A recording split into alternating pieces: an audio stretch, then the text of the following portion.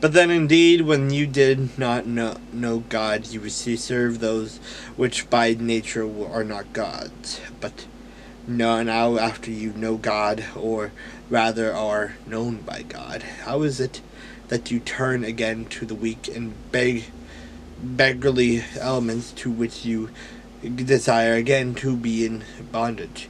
You observe days and months and seasons and years. I am afraid for you, lest I have labored for you in vain.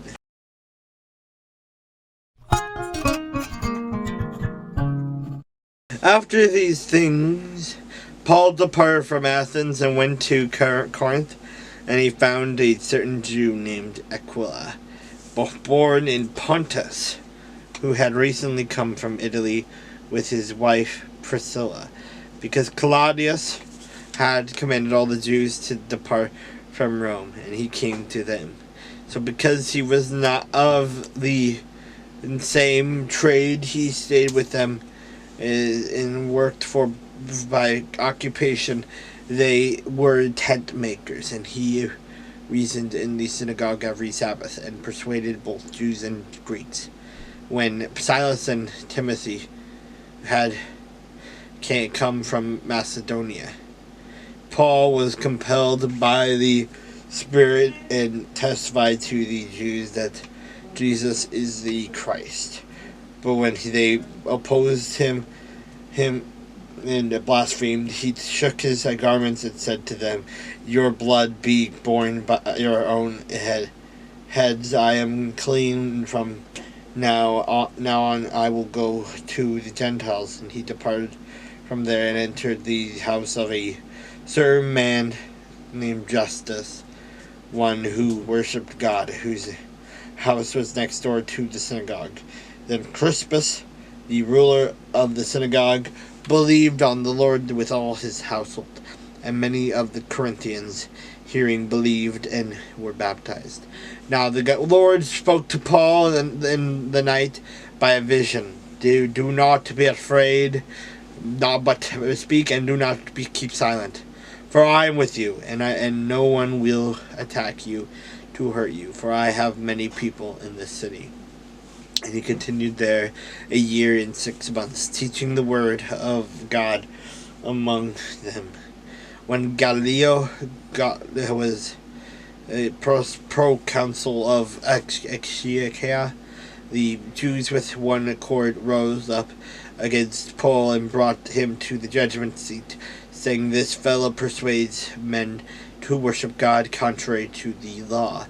And when Paul was about to open his mouth, Galileo said to the Jews, "If it were a matter of wrongdoing or wicked crimes, O Jews, there would be reason why I should bear with you.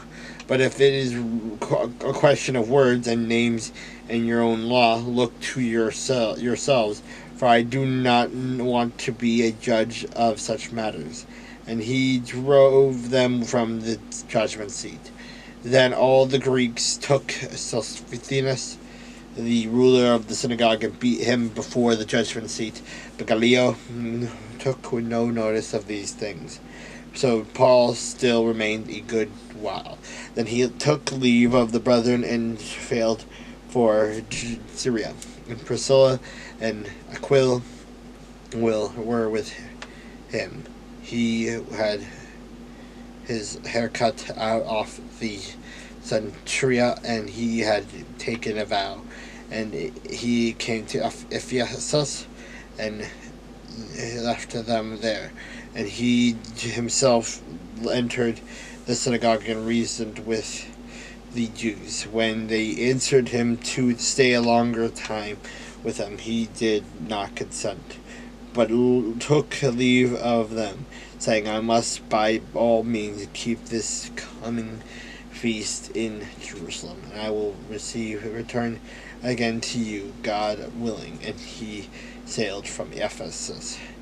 And when he had landed at Caesarea and gone up and greeted the church, he went down to Antioch after he had spent some time there. he departed and went over the region of Galatia and Phrygia in order strengthening all the disciples. Now a certain Jew named Apollos, born at Alexandria, an eloquent man and mighty in the scriptures, came to Ephesus. This man had been instructed in the way of the Lord, and being fervent in spirit, he spoke and taught accurately the things of the Lord, though he knew only the baptism of John. So he began to speak boldly in the synagogue. When Aquila and Priscilla heard him, they took him aside and explained to him the way of God more accurately. And when he desired to cross to Acacia, the brethren wrote, exhorting the disciples to receive him. And when he arrived, he greatly helped those who had believed through grace, for he vigorously refuted the Jews, publicly showing from the scriptures that Jesus is the Christ.